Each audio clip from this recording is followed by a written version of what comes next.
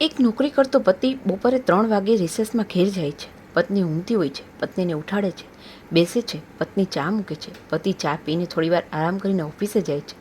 પત્ની ચા લાવતી વખતે કેવું મુખ રાખે છે તે ઘણું મહત્વનું છે. તે ચા લાવે છે તેનું કહેવું છે કે તે કેવી સરસ ચા બનાવી લાવે તેનું મહત્વ નથી, પણ ચા બનાવી લાવતી વખતે તેનો ચહેરો કેવો ખીલેલો છે તે પતિ જુએ છે. તેનો ચહેરો પ્રસન્ન છે કે ઉતરેલી કઢી જેવો. પ્રસન્ન ચહેરો જોઈ પતિ ખુશ થશે અને ન ગમે તેવી ચા હશે તો પણ તે ચલાવી લેશે અને આનંદ આપશે. પણ જો ચહેરો ઉતરેલો હશે તો ચા ગમે તેવી સારી હશે તો પણ આનંદ આપી શકશે નહીં. સારું કાર્ય ગમે તેટલું નાનું હશે પણ તે કાર્ય કરતી વખતે ભક્તના કાર્ય કરતાં મુખ પર જીવનમાં કેટલી પ્રસન્નતા છે તે ભગવાન તપાસે છે.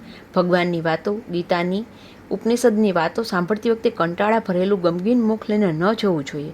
પ્રસન્ન મુખ અને શાંત ચિત્ત તો ભગવાન પણ જોઈને ખીલે, ખુશ થાય.